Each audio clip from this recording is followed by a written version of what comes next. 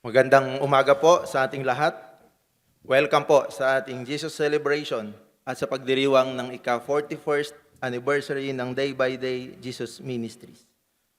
Tunay na dakila ang katapatan ng Panginoon sa loob ng 41 taon ng paglilingkod at sa paghahayag ng kanyang salita.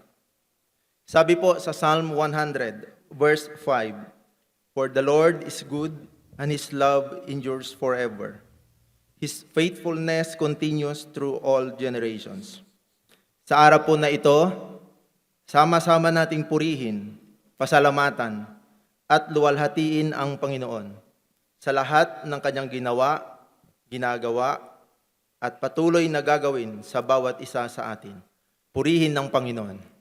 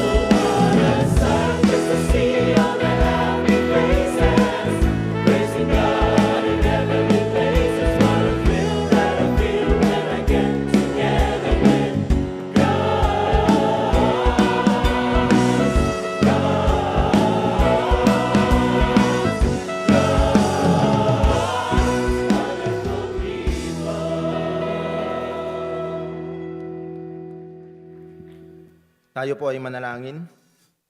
Aming Diyos, maraming salamat po sa panibagong araw na inyong ipinagkaloob sa amin. Ngayong umagang ito, hinihiling namin ang paggabay ng inyong banal na Espiritu. At nawa, sa lahat ng ito, kayo lamang ang may taas, maparangalan at mapurihan. Ito po ang aming dalangin sa pangalan ng aming Panginoong Hesus. Sa pangalan ng Panginoong Yesus. Mga kapatid, ating buksan ang pagdiriwang sa umagang ito. Sama-sama nating itaas ang ating mga kamay.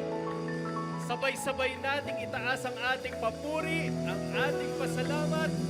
Purihin natin ang Diyos sa bulwagang ito. Ating ialay ang ating mga sarili bilang kanyang tunay na tahanan. Purihin ang ating Panginoon.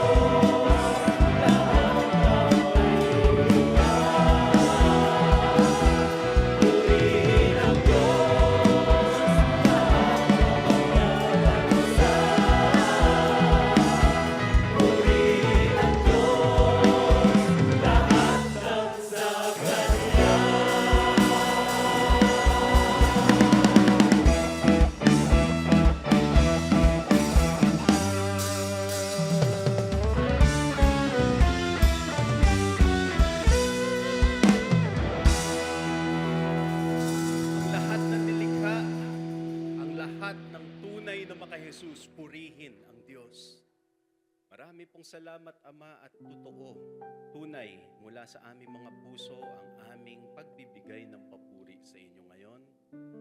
Inaalala namin ang lahat ng kabutihan ninyo, ang lahat ng mga pagpapala nyo. We remember your benefits, Lord, through these many years. And your love is unfailing. Hindi kayo nagpapabaya, hindi kayo nagsasawa na pagpalain kami. Kaya gayon din po aming Ama, aming Diyos, itinataas namin sa inyo ang aming taus-pusong pasasalamat, ang aming pagmamahal kasama ng aming mga palakpak at awitin. Purihin kayo. Purihin kayo.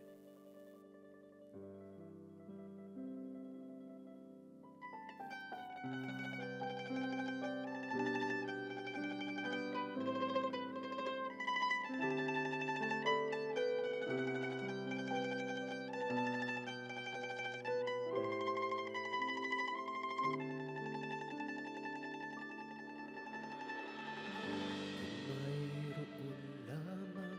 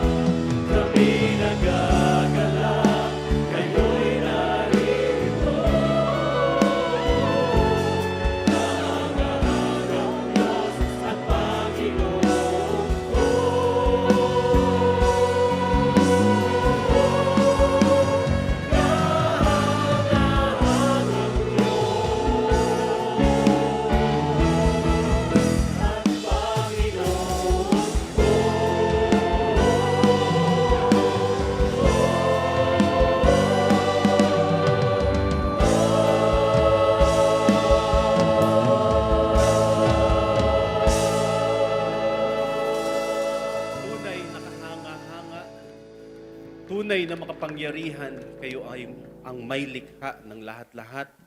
At ang aming mga sarili, aming Diyos, ay iniaalay po namin sa inyo. Kami po ay nauupo sa inyong harapan. Kayo ang aming maging tunay na mensahe at liwanag. At hinihingi din po namin ang inyong pagpapala sa aming tagapagsalita. Pagpalain niyo po siya, ang kanyang pangunguna at ang buong kapatiran. Pinangahawakan na po namin ang lahat ng ito sa pangalan ng Panginoong Hesus. John 10:11. The good shepherd lays down his life for the sheep. I am the good shepherd. Salamat, Panginoong Hesus, at kayo ang aming pastol, mabuting pastol.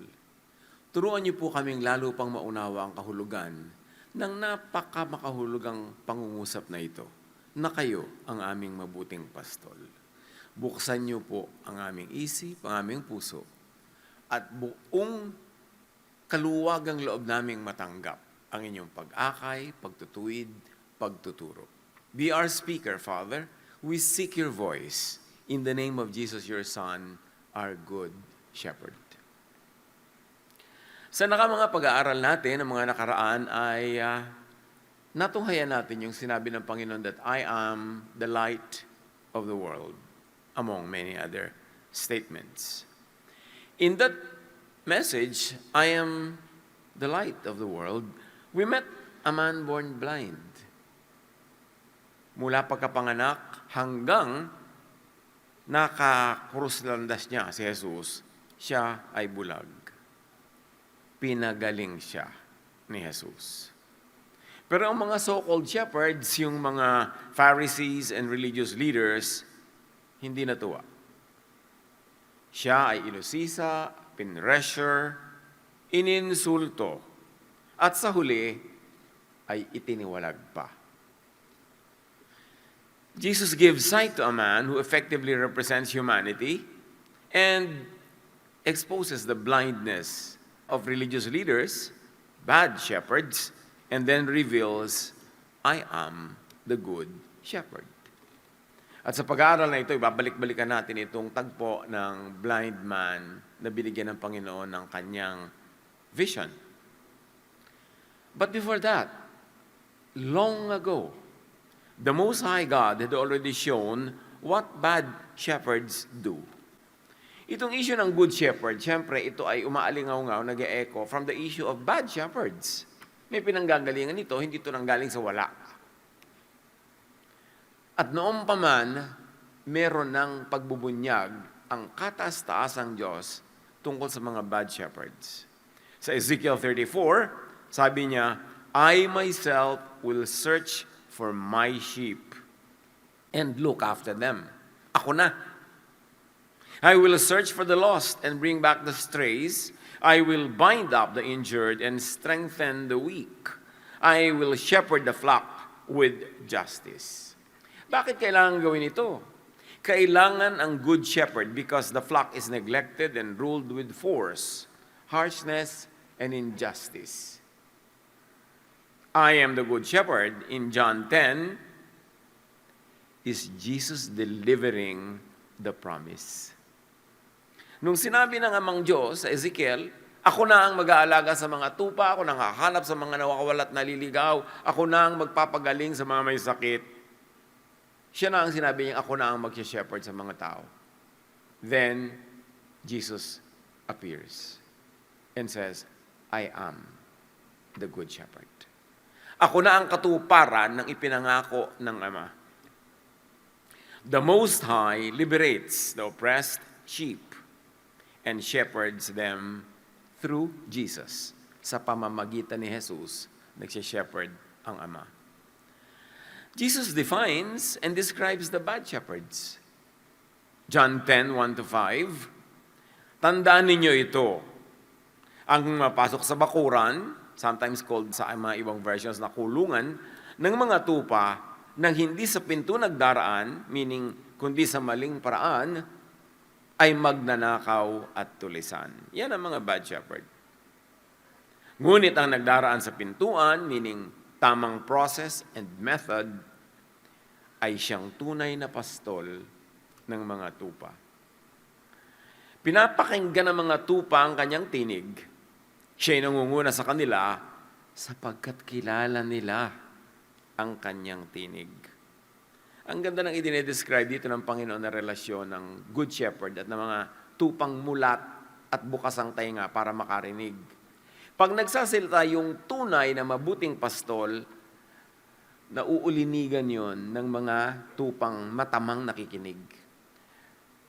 Nakikita nila ang pagkakaiba ng tinig na ito sa mga tinig ng mga nagkukontra yung mga pastol, ng mga masasamang shepherds naman.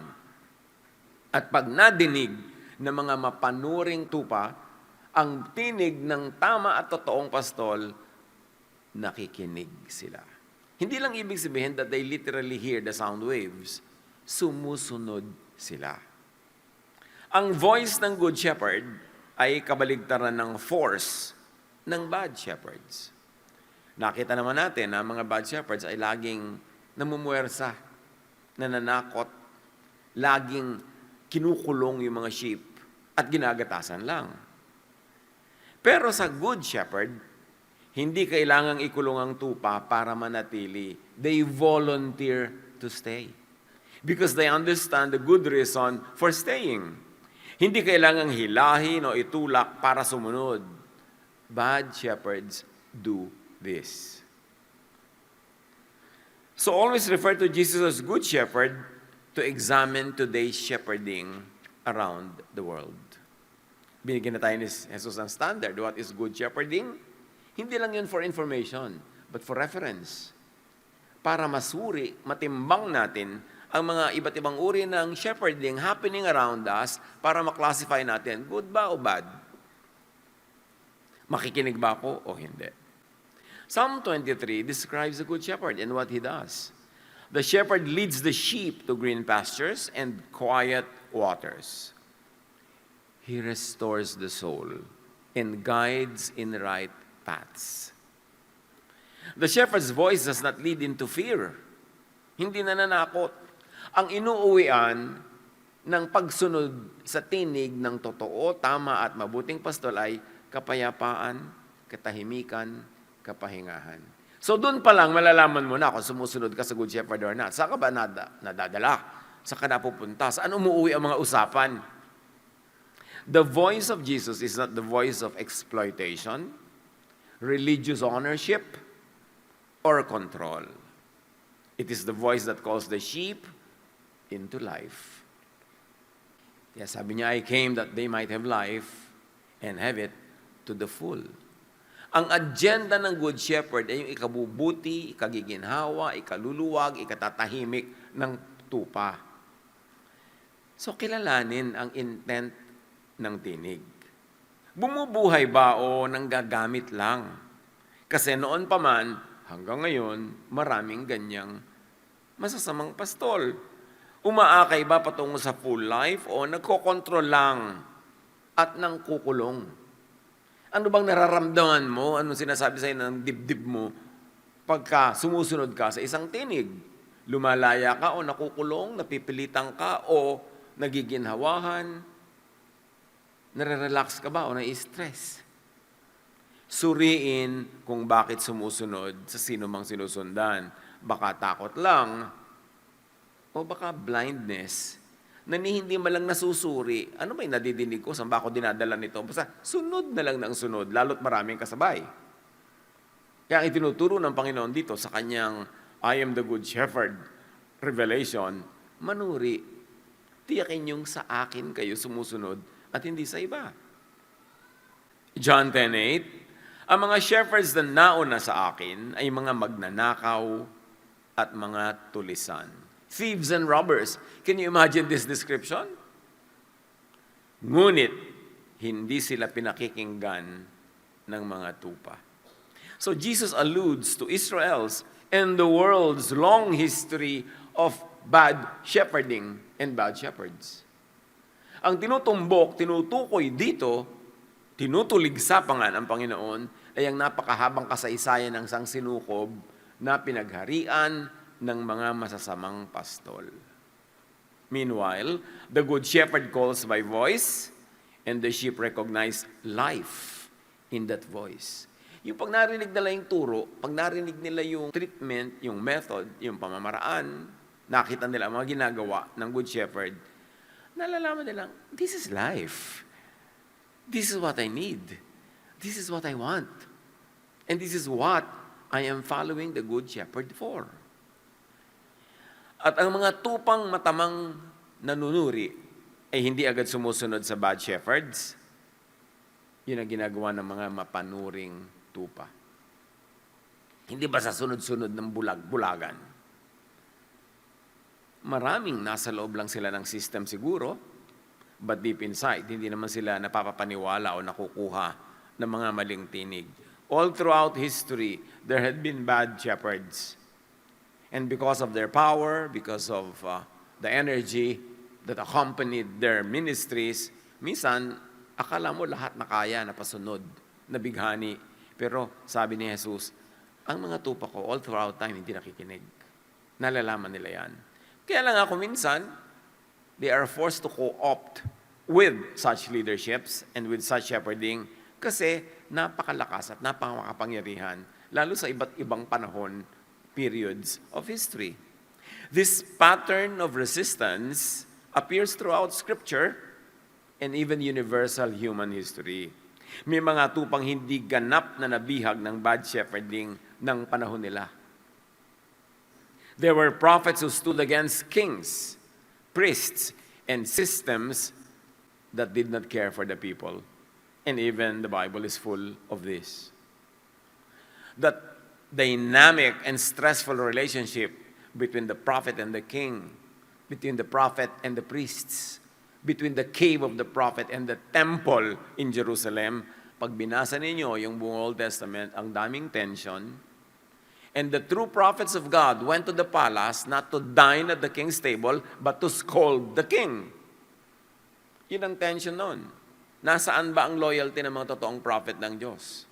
Nasa Diyos o nasa hari na nakaupo sa trono?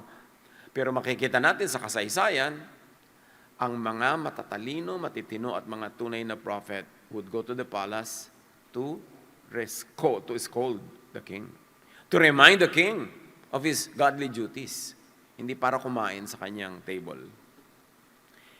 May natitirang mulat at tapat kahit sa panahon ng mga bad shepherds. History of the world and history of religion both show that. At pati si Rizal, sinabi niya sa bibig ni Pilosopong Tasio, hindi lahat ay natulog sa gabi ng ating mga ninuno. Hindi lahat ay nahimbing. Hindi lahat ay nadala. Ito ay totoo both sa secular and religious history. Sa Gospels mismo, Simeon and Anna waited quietly, then recognized Jesus' arrival. Samantalang clueless ang buong Jerusalem. John the Baptizer and his followers stood outside the temple, calling people back to repentance, to pagbabagong loob. The teaching of John the Baptizer, his activities, and his flock were counterculture. Tagalaba sila, vilified, demonized, to the point that John would eventually be beheaded. Tagalabas sila, hindi tagaloob. Sa mga madidilim na panig at bahagi ng kasaysayan, ang tunay na mga makadiyos na tao ay nasa labas, wala sa loob. Lalo't kung kadiliman ang nagahari sa loob. John the Baptizer was subject to suspicion, judgment, labeling, envy, and jealousy. But he was the one who was called by God to clear the path of the Lord. The widow of Zarephath and Naaman the Syrian were outsiders. They're not Israelites, but they received mercy, while many insiders received nothing. When Jesus pointed this out, sa Luke chapter 4, the Jews tried to kill him. First, public sermon ni Jesus, sinabi niya sa mga Israelites, huwag niyong isipin na paborito kayo ng Diyos. Guni-guni niyo yan. Gunitain niyo. yung balo sa Zarephath. Ang daming balo sa Israel pero siya ang pinagpala nung panahon ng tagutom. Ang daming may ketong sa Israel pero yung non-Israelite na si Naaman ang biniyayaan ng kagalingan. Nung marinig yun ng mga Israelites, nagpantingan kanilang tainga, kinaladkad si Jesus palabas ang sinagog at gusto nilang ihulog sa bangin, kaya lang nakalusot si Jesus at nawala sa kanilang sakmal. Scripture keeps showing this. God's sheep are not limited to the visible sheep pen. Not limited to those inside the temple system. Maraming panahon sa kasaysayan, ang tunay na mga sumusunod sa Diyos ay nasa labas. Also, not everyone inside the pen or the temple had truly heard the shepherd's voice. Habang yung mga nakakarinig ng tunay na tinig ng pastol ay lumalabas, yun naman mga maraming nanatili sa loob, hindi naman talaga tunay na tinig ng pastol ang kanila naririnig. Yan ang tinutawag ni Jesus na the blind leading the blind.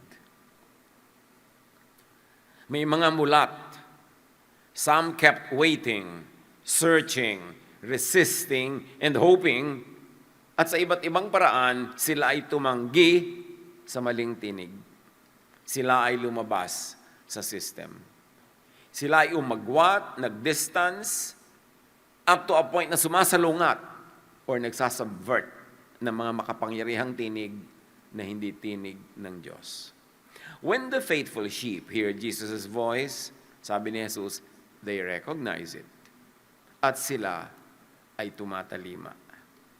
Bakit natin binabalikan ang katuroang ito ni Jesus? Because it has universal application. Dahil yung mga masasamang pastol na tinutuligsan niya noon, ay mga buhay na buhay pa rin hanggang ngayon, marami. At ganun pa rin ang mensahe ni Jesus. Ang tunay na mga nakikinig at nagmamatyag at nag-aantay ng tinig ko, makikilala nila yung tinig ko pag nadinig nila. At tatanggihan nila na sumunod sa mga maling tinig. Kaya sabi ni Pedro sa Sanhedrin, nung nililiti sa mga tagasunod ni Jesus, yung Sanhedrin, siyempre ang official religion, sila ang may makapangyarihan, sila ang legal, pero sabi ni Pedro, we must obey God rather than men. We will obey Jesus, not you. Sabihin mo yun sa oras na napakamakapangyarihan yung system na yun. Talagang ang pagpapalakas ng loob ay magmumula lamang sa Espiritu ng Diyos. Even the Sanhedrin, the ruling group of the Israelites, could not make the disciples unknow what they already knew, the voice of Jesus, the voice of truth. The Pharisees could reject the healed man, yung bulag na pinagaling, but they could not make him unsee what Jesus had done. Ang matang nabuksan na ay di na muli pang maisasara. Kaya napakahalaga na nagbubukas tayo ng mata, ng tainga, ng puso. Kaya sabi nung lalaki, matapos siyang debatihin at pagalitan at lait-laitin ng mga shepherds of Israel, sabi niya, ewan ko kung ano sila sabi niyo, kung ano mga pinagtututuro niyo, baka sa ang alam ko lang, I was blind, but now I see. What theology can assail that? Ano mga katuroan at pangangatwiran niyo ang makakapagpalit ng katotohanan na bulag ako, nakakakita na ako ngayon. At sa habang panahon na sumusunod ako sa inyo, ay hindi naman ako nakakita. At pagkatapos ngayon nakakita ako, mamasamain nyo, ititiwalag nyo ako, at tatawagin nyo pa si Jesus na devil. They pushed the healed man out of the synagogue, but they could not pull him away from the voice that gave him sight. Huwag hayaang burahin ng paninira ng bad shepherds ang mapagpalayang gawa ng good shepherd. Timbangin ang nadidinig. Pairalin ang katwiran. Huwag laging sumuko dahil lang ang kaharap ay malakas ang tinig o makapangyarihan. History is replete with examples of people who stood up to follow the voice of the Good Shepherd. Not all sheep outside the official pen are rebels or colorum occulto. Some are just wounded, confused, pushed out, or just never truly shepherded well, or natauhan, namulat, naliwanagan. John 10:7-10. Patuloy ni Jesus, "Ako ang pintuan, I am the gate. Ang sino mang pumapasok sa pamamagitan ko ay maliligtas." And may I add, from bad shepherds, from bad shepherding. Saan maliligtas ang papasok sa pintuan ni Jesus? Papasok siya at lalabas. Ang ibig sabihin, pag kay Jesus pumasok, mayroong freedom of movement. Sabi niya, I am the gate. Kung papasok kayo sa akin, kayo ay maliligtas, at kayo ay papasok at lalabas. Maglalabas, masok kayo. Hindi kayo pipigilan. At makakatagpo kayo ng pastulan.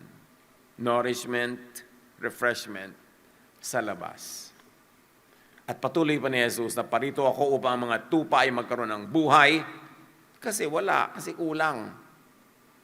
Buhay na masaganang lubos, hindi salat, sakal, kulong, at pagod. Kasi pangako rin ni Jesus, rest. Napakaraming mga matatapat na mga lingkod ng Diyos. Pag nakipagsarilinan with me, sasabihin, pagod na po kami. Saan kayo pagod, pamangkin? Sa mga kabanalan? Sa mga gawaing relihiyon? Anong kinakapagod nyo? Opo, hindi lang namin maamin kasi magmumukha kaming masama. Pero talaga pong pagod na kami. Tuyong-tuyo na kami na para kaming desert. Para na po kami mga artista na kukunwaring tuwang-tuwa, masaya. Pero ang totoo po ay kami para na mga tigang na mga dahon. Maraming ganon kung aaminin. So, teka naman, baka naman bad shepherd ang sinusundan nyo. Kasi sabi ni Jesus, kung susunod kayo sa akin, I will lead you to green pastures. Beside still waters. I will restore your soul. Matthew 11:28-30, come to me, all of you who are tired and heavy laden, and I'll give you rest. My yoke is easy, hindi mahirap. My burden is light, hindi mabigat. Ba't ka nabibigatan? Baka naman hindi si Jesus yung shepherd mo. Kaya dapat manuri. Yan ang sinabi sa Matthew 11:28, come to me, all of you who are tired, and I'll give you rest. I am gentle, and you will find rest for your souls. Meaning rest for your heart, mind, spirit. Hindi puro guilt and fear. Performative religiosity. Hindi kapagod Pharisees. Yung totoo, bukal, natural, nagdadala ng kaginhawahan at pahinga habang ginagawa ang mga gawaing pagsunod sa pastol. At sabi ni Jesus, my yoke is easy. Meaning my teaching, method, style is easy on thought and feelings. Kung minsan siyempre, yung gawain ng Panginoon, nakakapagod sa katawan. Pero ang mahalaga ito, hindi pinapagod ang iyong loob. Hindi ka pinapahirapan at tinatakot. Hindi yung puro ka anxiety, puro ka fear. Napapagod ang loob mo, ang pagkatawan mo, paghiga mo, tulog ka, pero hindi ka ginagulo, ginagambala ng walang katapusang pag-usig sa iyong budhi. At sabi pa ni Jesus, and my burden, my demand is light. Ganun ba yon? Si Jesus ba'y nagbibigay ng kapahingahan? At marami nagtatanong, paano po yung babaeng caught in adultery? Di po ba hindi yan ipinabato ni Jesus? Yung po bang ibig sabihin ng love na lang? Pwede na, sige na, gawin mo ng gagawin mo. Bahala ka na sa buhay mo, wala na magkokorek sa'yo. Of course not. This love na lang is a very interesting saying. Yung babae, when she was caught in adultery, was brought to Jesus, and she was going to be stoned to death. Anong ginawa ni Jesus? He disarmed the judgmental crowd. Sinabi niya, ang walang kasalanan, batuhin ang babaeng ito. Hindi sinabi ni Jesus na hindi naman kasalanan yung ginagawa niya. Ang sabi lang niya, yung walang kasalanan, edi kayo mambato, mauna na. Binitawan nila isa-isa yung mga bato nila at nag-uwian na sila. At noon, nung napag-isa na lang si Jesus at ang babae, nagkasarilinan, doon binalikan ni Jesus ang tunay na issue. Sabi niya, may nag-judge ba sa'yo? Wala po. Hindi rin kita i-judge. Niya, umuwi ka na and sin no more. Ibig sabihin, sin pa rin yung ginawa mo. Hindi ko yun papalampasin na hindi yun sin. Pero, hindi kita i-judge. At tinuruan ko rin yung mga tao na huwag kang i-judge by looking at their own selves and judging themselves muna. At ngayong wala na sila, nabitawan nila lahat yung batong sana ipupukol sa'yo, let me tell you, what you did was sinful. Pero tigilan mo na, umuwi ka na, hindi kita i-judge. So, hindi binaliwala, hindi kinukonsente yung kasalanan, itinutuwid, pinipigil yung babae, wag mo na ituloy yan, pero hindi siya pinabato. Yan ang ibig sabihin ng love na lang. Hindi ibig sabihin konsentihin ang kasalanan. At magbulag-bulagan tayong kasalanan yon. Ang sabi sa kanya, I will not judge you. Sin no more. Umuwi ka na. Restore your life. So ang babaeng ito was made to face her sin, but also to receive peace from Jesus, being assured that she was not being judged because it is a God in heaven who judges. Even Jesus was sent not to condemn the world, but to save the world. Ngayon, balik tayo sa mga kapaguran. Pag laging pagod sa pagsunod ang puso at isip, baka ungood shepherd ang sinusundan, manuri. Jesus the gate is access into care and protection, but also exit to pasture, way in and out toward life. The Jesus gate is not a prison door. Hindi tulad ng ginagawa ng mga ibang shepherd, pag sumali ka sa kanila, wala ka ng kawala, nakulong ka na, hindi ka na pwedeng lumabas, huwag kang makikinig sa iba, huwag kang mag-aaral sa iba, huwag kang makikipag-fellowship sa iba. Dito ka lang, the gate of Jesus is not a prison door.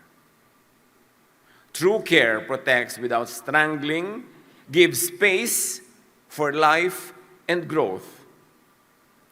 False shepherding drains life and calls it protection. If the fruit is fear, gapos, heaviness, and diminished personhood, naging tau-tauhan ka na lang, sunod-sunuran, hindi yun pasture. If the gate does not lead to protection with freedom of movement, it is not the gate of Jesus. So itatanong mo, pastulan ba ito o kulungan? So, nang itatanong, pastulan ba o kulungan? Baka naman nakakulong ka lang. Hindi ganun si Jesus. John 10:11-13, Ako ang mabuting pastol. Iniaalay ng mabuting pastol ang kanyang buhay para sa mga tupa. Ang upahan ay tumatakas kapag may dumarating na asong gubat. Palibhasa ay upahan lamang at walang malasakit sa mga tupa. The false shepherd uses the sheep. The good shepherd gives himself for the sheep. Yung napasok ka sa kulungan doon, yung pala gagatasan ka lang. At kung lumaon pa, ikaw ay makakatay. Danger reveals the shepherd. When the wolf comes, he runs. Ngayon, syempre talinghaga yan. Bagamat may totoong wolves, may totoong shepherd, pero matalinghaga ang turo ni Jesus. The wolf here is not only outside danger, as in the case of the healed man, the wolf may also appear as bad shepherd pressure. So yung wolf, personification of pressure from bad shepherds. Religious intimidation, public shaming, and expulsion for standing with Jesus, tulad ng nangyari doon sa lalaking binigyan ng kanyang paningin. The wolf may be religious tyranny or mob rule. At ang bad shepherds, when facing the pressure of these wolves, of the religious tyrants, the bad shepherd leaves the flock. Kasi ayaw niya mapahamak. Gusto na lang niya makisang-ayon sa mga makapangyarihan, sa malalakas ang tinig, para makip niya yung kanyang whatever he wants to keep. The good shepherd does not abandon the sheep or fellow shepherds. when religious tyrants threaten them. Beware, bad shepherds still up to now control many religious spaces. Hindi lang history ang pinag-uusapan natin, current events din ito. Bad shepherds still oppose the work and teachings of Jesus. In the guise of sila ay mga alagad ng Diyos. Bad shepherds still attack good shepherds. They use holy language, they sound protective, guard the fence and the door, preserve the system, and keep the flock tied down. Yun ang ginagawa ng mga bad shepherds. When faithful under-shepherds of Jesus lead people toward truth, freedom, pasture, and full life, bad shepherds deconstruct the teaching and the work of Jesus, or Jesusness. They deconstruct Jesusness. They expel the believer who follows Jesus. Observe, this recurs. Bad shepherds saint themselves and demonize good shepherds. Siyempre, pag mamukhain nilang tama sila, dapat mali yung kabila. But don't be surprised because even Jesus was accused of working by demonic power. Napakaraming okasyon that Jesus was accused of working by the power of demons. False shepherds keep the flock fenced, useful, fearful, blind, and dependent. Hindi ka pwede mag-aral on your own, i-spoon feed ka dapat, para yung interpretasyon ng leader, yun lang ang interpretasyon mo, yung ituro lang sa'yo ang alam mo, hindi ka pwedeng mag-aral sa sarili mo lang o makiaral sa iba. Makahalata. Hindi ganon si Jesus. Faithful under-shepherds keep leading the flock toward the full life of the good shepherd. False shepherds protect the system. True under-shepherds protect the sheep. So ano pinoprotect? Yung system, yung corporate image, o yung nilalang, yung tao, yung individual? Pagka nagkakaroon ka ng mga pagkukulang, sinasabihan ka bang, nakakahiya ka sa mga tagalabas? Dapat ayusin mo yung sarili mo para magandang image natin sa labas. Ganun ba yun? O ayusin natin ang sarili mo para guminhawa ka? Pam-PR ka lang ba? Itatakwil ka oras na bad PR na ang dinadala mo sa group? Di-distance na sa'yo para mag-isa kang magdala ng bigat ng judgment ng mga tao? John 10:14-16, Ako ang mabuting pastol. Kilala ko ang aking mga tupa at ako na may kilala nila. Mayroon akong iba pang mga tupa na wala pa sa bakurang ito. Magkakaroon ng isang kawan na may isang pastol. Not every lost sheep wandered by choice. Some were scattered by harshness, wounded by the so-called protectors, pushed outside, and then blamed for being outside. The healed man was cast out for believing in Jesus. Jesus found him again.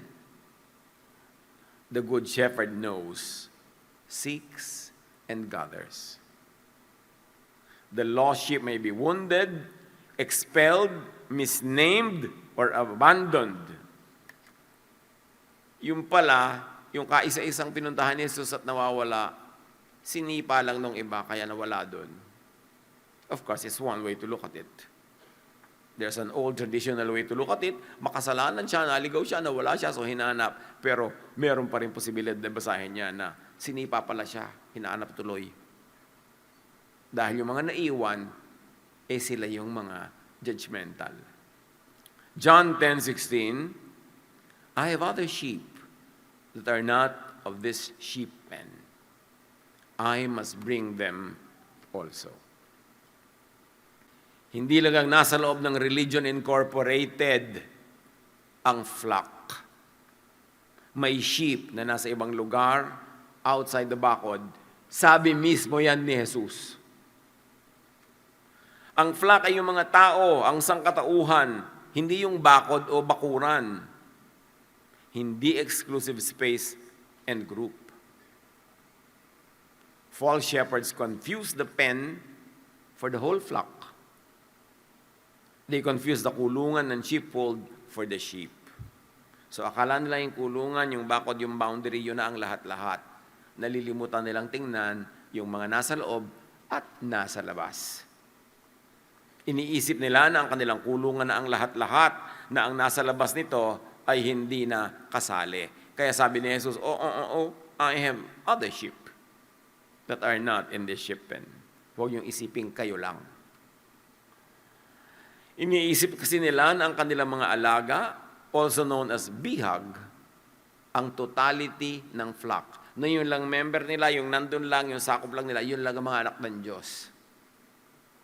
Iniisip na lang sila lang ang legitimate sheep. So they control and guard boundaries. They monopolize privilege, keep others out, and deny everyone else life. Sa kanila, kami lang, hindi kayo kasali. May psychology dito.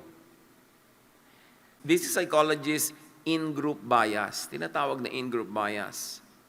In religious form. Kasi pwede ito in many forms. Anong ibig sabihin nun? Outsiders must be diminished so insiders can feel chosen. Hindi ba nakakabigat sa dibdib na maririnig mo sa isang grupong, tayo lang ang ligtas, lahat sila sa labas, pupunta sa imperno. Hallelujah! Tuwan-tuwa naman yung mga tao, sila lang. Hindi sila sumunod sa atin. Sila ay paparusahan forever. Tayo makakatanggap ng mga premyo. Tuwang-tuwa naman ng mga tao. This psychology appeals to insecure people who need belonging to feel like superiority. Kailangan ng mga taong insecure, these types of people, yung feeling na angat tayo, sila hindi. Tayo lang ang in, sila'y out. Hindi sila pwedeng masayang lahat tayo in. Kailangan kami lang. Merong out.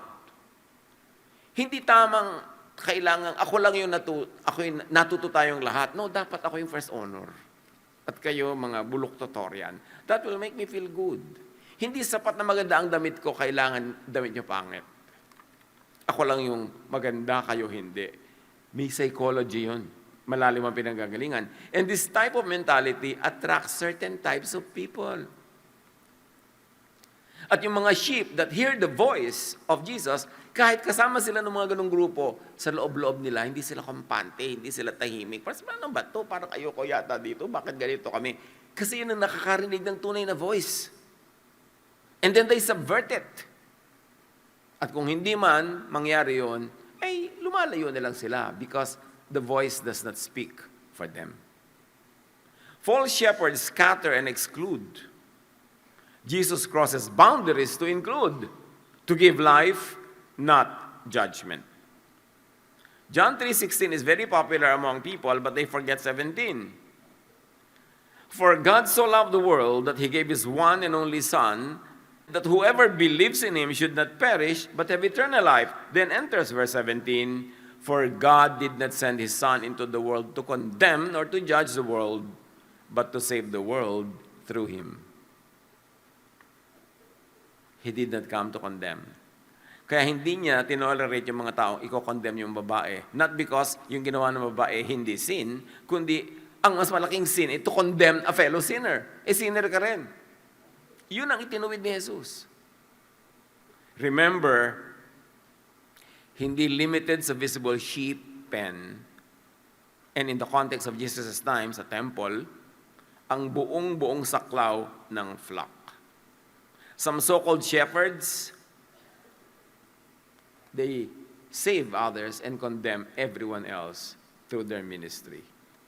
Kaya sa Isaiah 56:8, for the sovereign Lord who brings back the outcasts of Israel says, I will bring others too. Besides my people Israel, titipunin ko pa ang iba sa kanya. Ang linaw-linaw, panahon pa ni Isaiah. Hindi kayo lang. Marami pa akong ibang anak na wala dito, titipunin ko rin sila. May iba pang tupa, may iba pang kasama at isasama In context, others means all peoples. For God so loved the world. For God so loved all peoples, all nations. Kaya walang dapat feeling superior na kami lang ang anak ng Diyos, kayo hindi. God loves all the peoples who join themselves to His Son, Jesus. Isaiah 56, 6-7. It leads to the line, my house will be called a house of prayer for all nations. Kita nyo, hindi siya exclusive. Pero ginawa nilang exclusive yan. Hanggang dito ka lang, walang tatawid dito, so hanggang pinto ka lang, hanggang labas ka lang. Sabi niya, this will be a house of prayer for all nations. All nation means hindi lang Israel, kundi lahat ng mga bayan, lahi, at people groups na ibig lumapit sa Ama, directly lumapit sa Ama, not via any lahi. Hindi mo na kailangan makilahi, makikamag-anak kung kani-kaninong bansa para ka lumapit sa Diyos. Dapat direct.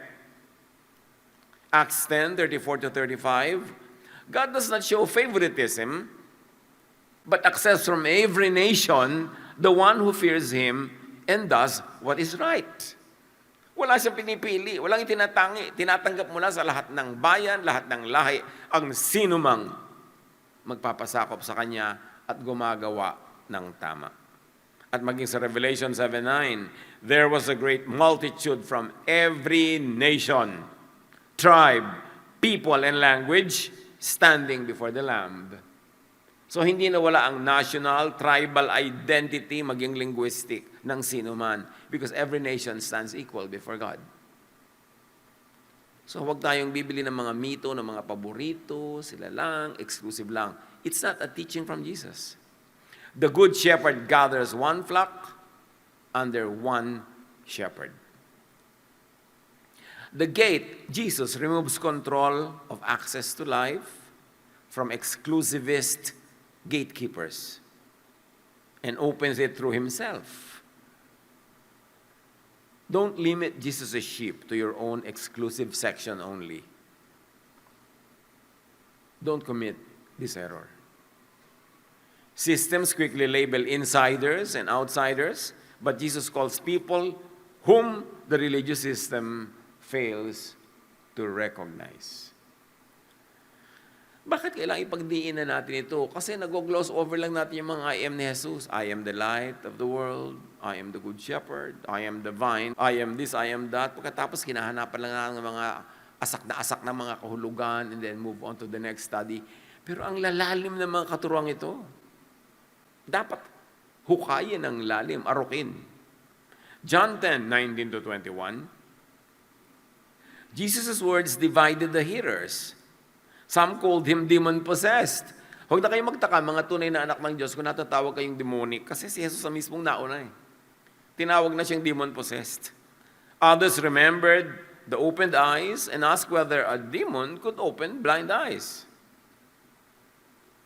So yung mga nabuksan na ang makakakilala sa true shepherd. Under shepherds of Jesus could also be labeled. Sabi niya sa John 15:8, if the world hates you, keep in mind that it hated me first. Huwag kayong magtaka kung magalit sila sa inyo. Nauna na sila sa akin na namuhi. When blind shepherds can't erase the good fruit, they attack the source. John 10, 27-30, nakikinig sa akin ang aking mga tupa, nakikilala ko sila, at sumusunod sila sa akin. Bibigyan ko sila ng buhay na walang hanggan. Hindi sila maaagaw sa akin ni numan. Ibig sabihin, kung nasa akin ka, nasa bakuran kita, walang makakapagpatalsik sa'yo. Walang makakapagpalaya sa'yo. Bibigyan kita ng buhay na walang hanggan, walang makakaagaw sa iyo.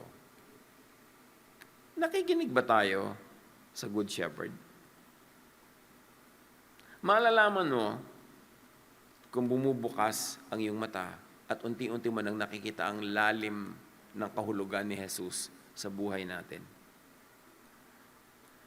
Napakahalaga. Nadadala tayo to life, to green pastures, whatever it means in your language, to still waters, to rest, peace, and freedom. The good shepherd does not possess you. The good shepherd is the gate through whom you go in and out to pastures and to rest. Hindi ka solo. At hindi ka maagaw ng bad shepherds. The greatest safety of the sheep is not being in the pen, not being any specific pen or branded pen, but being in the hand of the good shepherd. Turuan niyo po kami, Ama. Makinig ng mataman, malalim, maingat sa mga iba't ibang tinig. At nang sa gayon, makilala namin yung tinig niyo mula sa tinig ng iba. At masusuri namin ito kung ano ang bunga nito sa aming buhay. May mga tinig na mukhang tama, mukhang maganda, pero anong bunga sa amin? Anong bunga sa pakikipagkapwa namin, sa pakikitungo sa aming kapwa? Turuan niyo po kami maging sensitive to hear your voice and to have the heart to obey. Pagbulay-bulayan pa natin to, let's continue to be at the Lord's presence. Ano ang kahulugan sa iyo, kapatid? That Jesus is your good shepherd.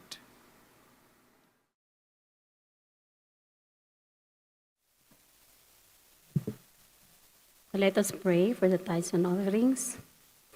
Heavenly Father, we thank you for this wonderful morning, and we thank you also for the message through your servant, Pastor Ed. We pray for blessings to each and every one of us, and lead us, guide us, teach us to be a good shepherd, Father. As we give back our tithes and offerings to you, we pray for blessings and use for the furtherance of your kingdom. Bless also the hearts of the people who are generous to give their tithes and offerings, Father. This is our prayers with thanksgiving. In Jesus' name we pray. Amen.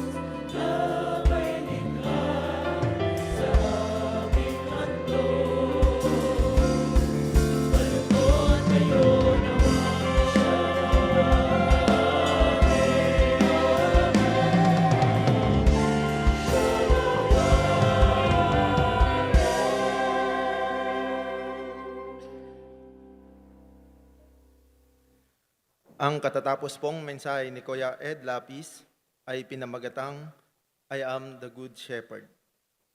Mamayang 10 a.m. Jesus Celebration po, ibabahagi ni Kuya Ed ang mensaheng may pamagat na, I am the true vine.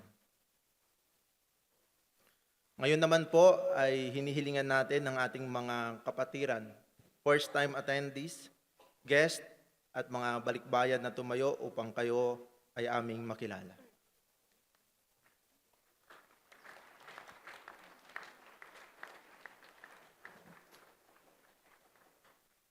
Kasama po natin ngayong umaga ang ating mga kapatiran mula sa Day by Day na sipit sa pangunguna ni Pastora Nena Pasinio.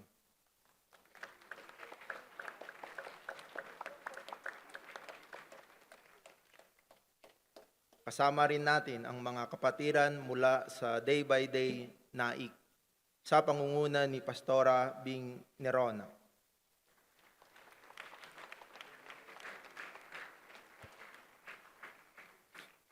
Nagagalak po kami na kayo ay aming nakasama sa umagang ito. Pagkatapos po ng ating pagtitipon ay magkikita-kita tayo sa lobby. Sasamahan po kayo ng ating mga asirets sa Day by Day Mabuhay Lounge. Tayo po ay magsasama-sama sa Grand Bulwagan ng Panginoon one Sunday every month. Sa iba pong mga linggo at maging sa ibang mga araw, tayo po ay inaanyayahang dumalo sa ating mga mini bulwagan worship gatherings. Maaari po tayong kumuha ng kopya ng mga detalye at schedules ng mga mini bulwagan sa ating paglabas. Join our face-to-face adult Bible classes once a month sa second floor ng ating Bulwagan ng Panginoon PICC. 8 a.m. at 10 a.m. ang mga oras ng klase. Maaari tayong dumalo sa Jesus Nest series. Kaliwanagad classes para sa mga gusto ng deeper lessons at interested to join a ministry. At meron din po tayong per groups, kagaya ng youth, men, women, at seniors. Ang ating children Bible classes, 8 a.m. at 10 a.m. din ang mga oras ng klase sa second floor ng ating bulwagan. Level 1 para sa 4 to 7 years old, Level 2 ang 8 to 12 years old, at Level 3 ang 13 to 16 years old. Mag-register lang po sa ating day-by-day education ministry table sa ating paglabas. Join a day-by-day sambahay, a weekly gathering in a home for small group Jesus study and fellowship. Para sa mga detalye, bisitahin ang sambahay table sa ating lobby. Join the Caloob Philippine Music and Dance Ministry. To register, iscan lang po ang QR code na makikita sa Caloob standee o kaya ay kumuha ng Caloob flyer sa ushers table sa ating paglabas. Para po sa updated schedules ng ating mga gawain, bisitahin po natin ang ating official day-by-day Facebook page, Day by Day Jesus Ministries. Magkikita po tayo muli sa Jesus Celebration, July 5, 2026, dito sa Bulwagan ng Panginoon, PICC. Para sa mga balitang day by day, panoorin po natin ito.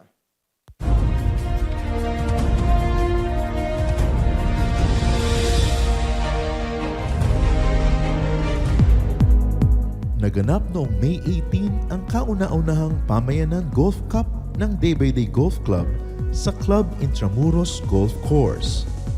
Tampok ang mga attendees ng Day by Day 1 Ayala East Tower at ilan sa kanilang mga kaibigan na nagsilbing mga guest para sa tournament na ito. Nagsimula ang programa sa ceremonial tea na pinangunahan ni Pastor John Arrieta. Pagkatapos ng laro ay sama-samang nag-lunch fellowship ang mga manlalaro na sinundan pa ng mga paraffol mula sa ating mga sponsors. At nagpatuloy ang gawain sa awarding ceremony. Magkita-kita po tayo sa susunod na golf tournament ng Day by Day Golf Club. Nung nakarang linggo, Katuwang ang ating day-by-day Las Piñas, nagkaroon tayo ng libreng gamutan sa Manuyo 2, Las Piñas City.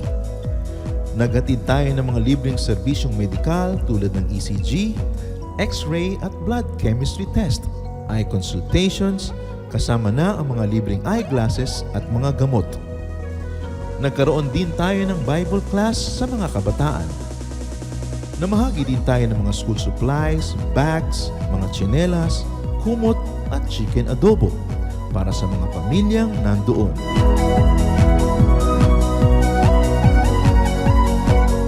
At noong May 26, idinaos ang Advocacy Hour, 56th Annual Convention and Scientific Meeting ng Philippine Heart Association at Philippine College of Cardiology na may temang Conquering Barriers, Optimizing Patient Care. Isa sa naging tagapagsalita nila sa pagtitipong ito ay si Kuya Ed Lapis. Tinalakay niya ang tungkol sa paksang Emotional Overload, Finding Peace and Clarity Amid Turmoil. Ito ay dinaluhan ng mga doktor, nurses, content creators, mainstream media at iba pang mga panauhin. Purihin ang ating mapagmahal na Diyos. Ang laging idinidiin ni Jesus, pag-ibig. Ibigin mo ang iyong kapwa mo tulad ng pag-ibig mo sa iyong sarili.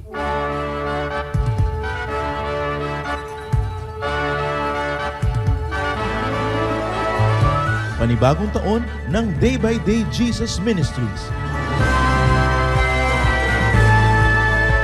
Panibagong pagkakataon upang patuloy na magpangiti at maghatid ng pagmamahal sa mga kapatiran at kababayang nangangailangan.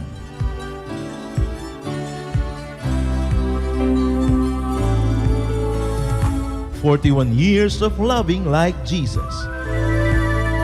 Maligayang anibersaryo, Day by Day Jesus Ministries. Happy anniversary.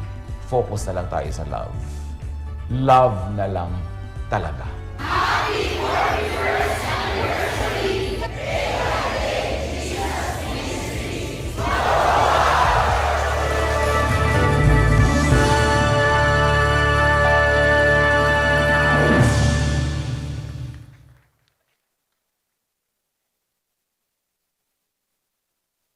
God is good. Si Jesus ang tunay na mabuting pastol.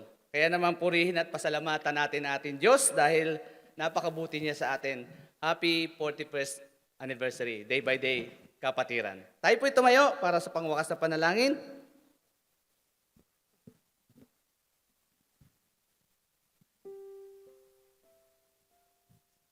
Aming Diyos, salamat po sa iyong walang sawang kabutihan sa aming lahat.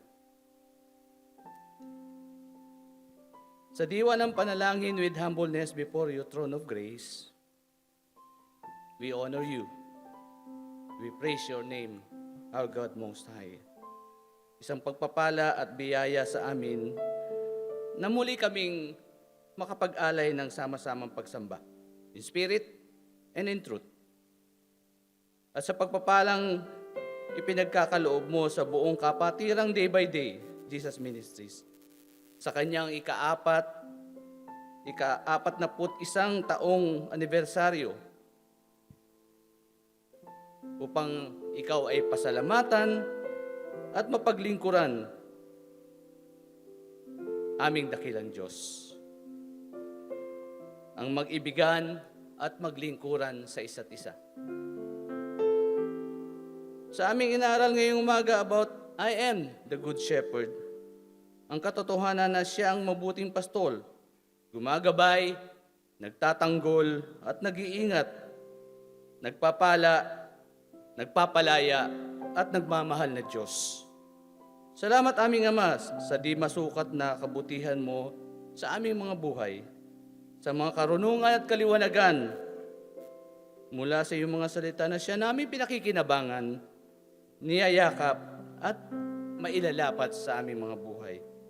Kaya naman, aming Ama, tanggapin mo po ang pinakamataas na papuri at pasasalamat, parangal sa inyong mga lingkod. Mga kapatid, sa isang sandali ng katahimikan sa pananalangin, ating idulog sa ating Diyos ang ating mga pansariling kahilingan.